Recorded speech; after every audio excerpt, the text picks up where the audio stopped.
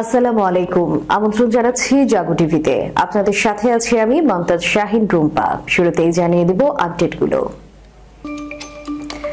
দীর্ঘ ৪৪ বছর পর মুক্তি পেতে যাওয়া ফিলিস্তিনি প্রতিরোধের প্রতীককে এই বারঘুতি।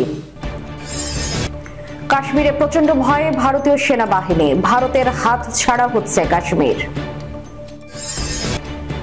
জেলেনস্কি স্বৈরশাসক দ্রুত পদক্ষেপ না নিলে তার দেশ থাকবে না, যা তা লিখে পোস্ট করলেন।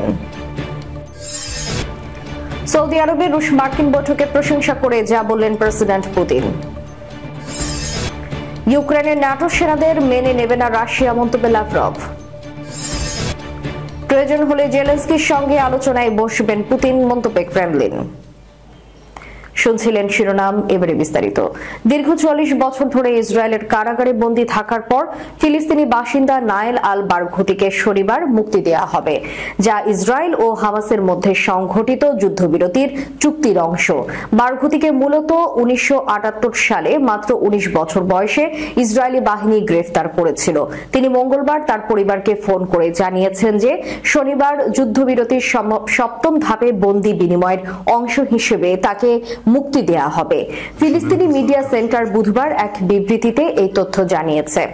বর্তমানে ৬৭ বছর বয়সী বারঘুতি ইসরায়েলের কারাগারে সবচেয়ে ভয়াবহ নির্যাতনের শিকার হয়েছেন। ২০০৪ সালে তার বাবার জানাজায় অংশ নেওয়ার অনুমতি পর্যন্ত তাকে দেওয়া হয়নি। এখন তিনি বেশ কয়েকটি শারীরিক সমস্যায় ভুগছেন। তার পরিবার জানিয়েছে মুক্তির শর্ত হিসেবে তাকে এক অজানা দেশে নির্বাসিত করা হতে পারে। বারঘুতি এখন ফিলিস্তিনি প্রতিরোধের প্রতীক হয়ে উঠেছেন। তাকে একজন ইসরায়েলি কর্মকর্তাকে হত্যার অভিযোগে ১১২ বছরের কারাদণ্ড দেওয়া হয়েছিল। ২০০৯ সালে তিনি বিশ্বের দীর্ঘতম রাজনৈতিক কারাবন্দী হিসেবে গিনেস ওয়ার্ল্ড রেকর্ডে নাম লেখান। ২০১১ সালে অবশ্য হামাস ও ইসরায়েলের মধ্যে একটি বন্দী বিনিময় চুক্তির আওতায় তাকে মুক্তি দেওয়া হয়, তবে তার সেই স্বাধীনতা বেশি দিন স্থায়ী হয়নি। ২০১৪ সালে ইসরায়েল চুক্তির শর্ত ভঙ্গ করে তাকে পুনরায় গ্রেফতার করে এবং তার যাবজ্জীবন কারাদণ্ডের সঙ্গে আরও ১৮ বছর যুক্ত করে। কাশ্মীরে প্রচন্ড ভয়ে ভারতীয় সেনাবাহিনী, ভারতের হাত ছাড়া হচ্ছে কাশ্মীর। কাশ্মীরের পরিস্থিতি নিয়ে ভারত সরকার যে স্বাভাবিকতার বার্তা দিচ্ছে, বাস্তবে তার উল্টো চূড়ান্ত উত্তেজনা চলছে। লাইন অফ কন্ট্রোলে পাকিস্তান সেনাবাহিনীর সঙ্গে ভারতীয় বাহিনীর ব্যাপক গোলাগুলি হয়েছে, যার ফলে ভারতীয় সেনাবাহিনীর পোস্ট ধ্বংস করেছে পাকিস্তানের যোদ্ধারা। এমন পরিস্থিতিতে ভারতীয় সেনাবাহিনীর অপারেশনাল প্রস্তুতি পর্যবেক্ষণের নির্দেশ দেওয়া হয়েছে। এই উত্তেজনাপূর্ণ পরিবেশে কাশ্মীরের স্বাধীনতাকামী যোদ্ধারাও তাদের কার্যক্রম বাড়িয়েছে এবং যে কোনো সময় বড় ধরনের কিছু ঘটতে পারে বলে আশঙ্কা করা হচ্ছে। গত ১০ দিনে জম্মু কাশ্মীরের পিল পাঞ্জাল অঞ্চলে ভারত পাকিস্তানের মধ্যে গোলাগুলির ঘটনা বেড়েছে, এমনটি জানিয়েছে ইন্ডিয়া টুডে।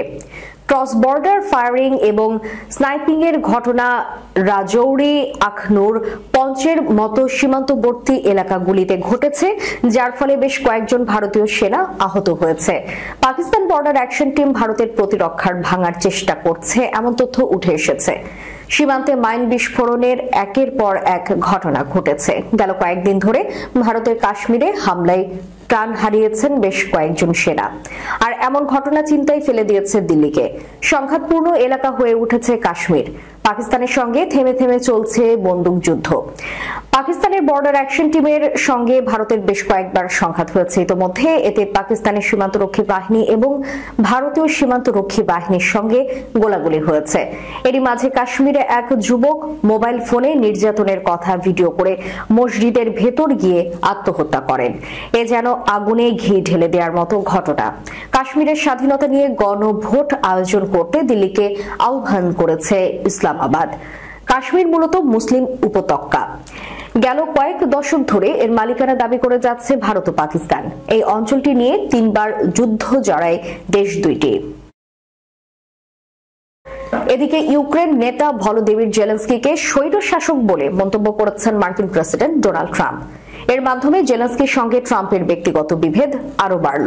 এতে রাশিয়া ইউক্রেন যুদ্ধ বন্ধে যে প্রচেষ্টা চলছে তার উপর প্রভাব পড়তে পারে।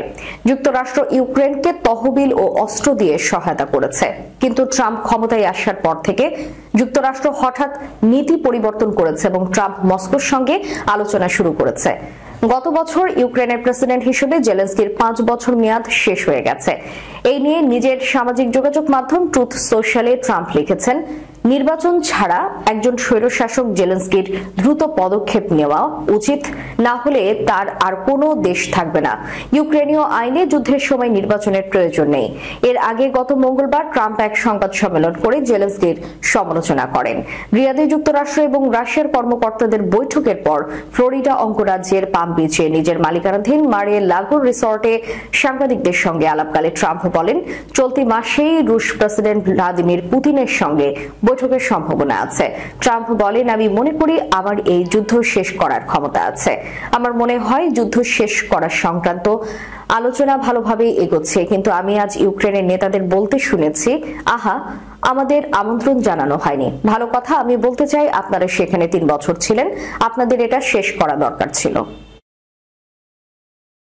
ইউক্রেন যুদ্ধ অবসানের লক্ষ্যে মধ্যপ্রাচ্যের দেশ সৌদি আরবে অনুষ্ঠিত রাশিয়া যুক্তরাষ্ট্রের বৈঠকের ফলাফলের প্রশংসা করেছেন রুশ প্রেসিডেন্ট ভ্লাদিমির পুতিন। যুদ্ধের অবসানে ইউক্রেনকে আলোচনা থেকে বাদ দেওয়া হবে না বলেও মন্তব্য করেছেন তিনি। রিয়াদে রাশিয়া যুক্তরাষ্ট্রের বৈঠকের পরদিন বুধবার এসব কথা বলেছেন ভ্লাদিমির পুতিন। বৈঠকের বিষয়ে করা প্রথম মন্তব্যে রুশ প্রেসিডেন্ট বলেছেন, রাশিয়া এবং মার্কিন যুক্তরাষ্ট্রের মাঝে আস্থা বৃদ্ধি ছাড়া ইউক্রেনীয় সংকট সহ অনেক সমস্যার সমাধান করা অসম্ভব। তিনি বলেন, এই বৈঠকের লক্ষ্য ছিল রাশিয়া এবং যুক্তরাষ্ট্রের মাঝে আস্থা বৃদ্ধি করা। মঙ্গলবার সৌদি আরবের রাজধানীতে অনুষ্ঠিত বৈঠকে ইউক্রেন এবং ইউরোপীয় দেশগুলোর কোন সরকারকে আমন্ত্রণ জানানো হয়নি। এই ঘটনায় ইউক্রেনের পাশাপাশি কিয়েভের ইউরোপীয় মিত্ররা গভীর উদ্বেগ প্রকাশ করেছে। তারা বলেছে, রাশিয়া এবং মার্কিন যুক্তরাষ্ট্র তাদের গুরুত্বপূর্ণ স্বার্থকে উপেক্ষা করে এমন একটি চুক্তিতে পৌঁছাতে পারে, যদিও ইউক্রেন প্রেসিডেন্ট ভলোদিমির জেলেনস্কি তার দেশের অংশগ্রহণ ছাড়া কোনো চুক্তি মেনে নেবে বলে জানিয়ে দিয়েছেন। তবে পুতিন বলেছেন, রাশিয়া কখনোই কিয়েভ অথবা ইউরোপীয়দের সঙ্গে আলোচনার বিষয়টি প্রত্যাখ্যান করেনি, বরং তারাই মস্কোর সঙ্গে আলোচনায় অস্বীকৃতি জানিয়েছিল। রুশ প্রেসিডেন্ট বলেন, আমরা কারো উপর কোনো কিছু চাপিয়ে দিচ্ছি না। আমি ইতিমধ্যে শতবার বলেছি যে তারা যদি চান তাহলে আমরা প্রস্তুত। দয়া করে এসব আলোচনা অনুষ্ঠিত হতে দিন, আর আমরা আলোচনার জন্য টেবিলে ফিরে আসতে প্রস্তুত। তিনি বলেন, কেউই ইউক্রেনকে বাদ দিচ্ছে না। যুক্তরাষ্ট্র ও রাশিয়ার আলোচনার ক্ষেত্রে হিস্টেরিয়া রোগীর মতো প্রতিক্রিয়া দেখানোর প্রয়োজন নেই। এদিকে যুক্তরাষ্ট্র রাশিয়ার বৈঠকের বিষয়ে বুধবার সংবাদ সম্মেলন করেছেন ইউক্রেনের প্রেসিডেন্ট জেলেনস্কি।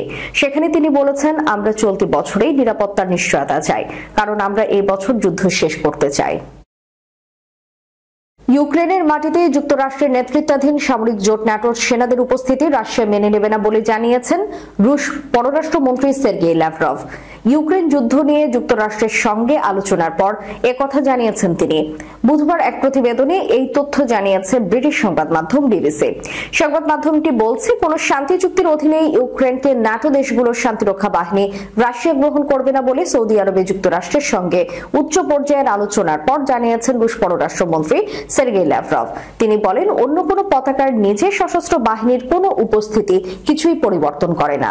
এটা অবশ্যই সম্পূর্ণরূপে অগ্রহণযোগ্য।